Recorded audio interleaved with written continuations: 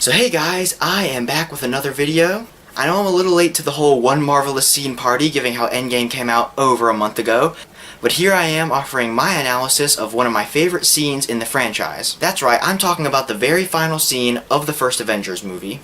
There was a couple scenes I wanted to talk about, but this one stuck out. It's a scene that always fills me with euphoria and strangely nostalgia. It's emotional and satisfying and strangely meta. I think it's a perfect way to wrap up one of the best blockbusters ever made. After the big battle, after Iron Man almost dies, we open with Alan Silvestri's track, A Promise. I love the way he's able to blend acoustic guitars and violins. So we see news reports about the Battle of New York. This is something that completely disappeared when the Russo brothers took over from Joss Whedon. Back when Whedon was in charge of directing the big crossover movies, we always got to see civilians' perspective and how the common people reacted to these characters. And I love that we get to see the world reacting to the emergence of these heroes.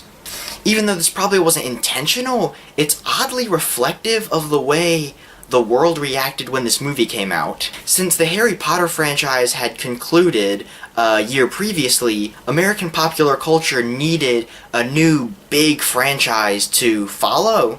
And who would have thought that it would be one based around superheroes? So I'm going to touch on some side stuff briefly. In these reports, we get to see one of my favorite Stan Lee cameos. Superheroes in New York? Give me a break. It's everything that Bill Murray's cameo in Ghostbusters should have been. And we get to see some Civil War foreshadowing, which is interesting to say the least. These so-called heroes have to be held responsible for the destruction done to the city. One of the things I've missed about Whedon's directing is these camera movements, these slow, steady pans. Another thing I've missed is that Joss Whedon doesn't give a crap. He puts two mythical gods dressed in elaborate costumes next to ordinary people wearing just regular outfits. It doesn't seem visually off or tonally inconsistent at all. Joss Whedon's movies embraced how silly all this comic book stuff was and didn't really care. And I love the dialogue that follows. Diegetically, it just gives Nick Fury some character development, but non-diegetically, it could serve as a representation of how the landscape of pop culture changed after this movie was released. While I can't prove this, it seems like Kevin Feige put himself in Nick Fury's shoes. He didn't really realize what he had started. When he first set out to make this Marvel Cinematic Universe, he didn't think that it would become the next big trend in American entertainment. He didn't think that dozens of other people would attempt to copy his cinematic universe template. He changed the way that we view storytelling. Earlier in the video I stated that this scene makes me nostalgic, and here's why. You have to remember, this movie came out at a time before the big cinematic universe craze. This was before it was commonplace to have characters from one movie show up in another. And I feel like this little scene was a celebration of the fact that they finally pulled this movie off. They had successfully culminated 4 different sub-franchises into one big, larger franchise. And the next little exchange we see in the sequence is between Nick Fury and Maria Hill. This conversation right here is how I would have opened the Endgame trailer if it was up to me.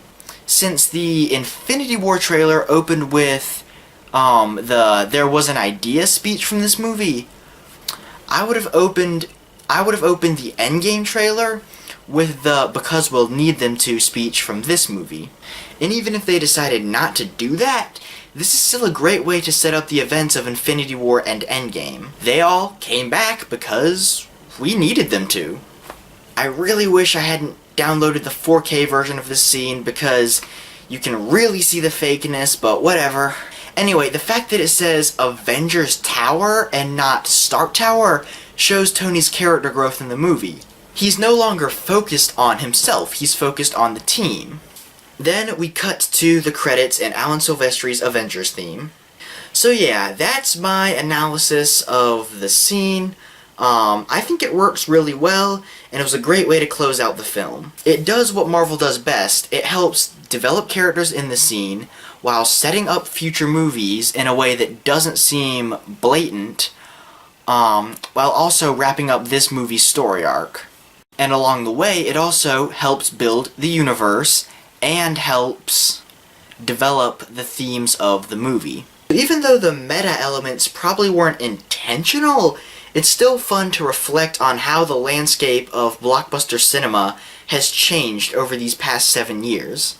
This scene is, in a strange way, kind of an amalgamation of the film itself. It celebrates the fact that they pulled this off. They pulled off what some would have called impossible. And not only that, but it elevated the genre of the superhero movie. Because you have to remember, before this, superhero movies weren't really mainstream, nor were they really respected. I mean, yeah, Sam Raimi's Spider-Man trilogy, and the original X-Men trilogy, and the Dark Knight trilogy, they all got a fair amount of critical acclaim, but a lot of people had thought the superhero genre had kind of died out with movies like X-Men Origins, Spider-Man 3, the Fantastic Four movies. But then this movie kind of was a proclamation that no, the superhero genre is here to stay. So yeah, even though a lot of Marvel fans argue that this movie doesn't really hold up, that it lacks the character development and the finesse of the Russo brothers movies, I still like both Joss Whedon Avengers movies.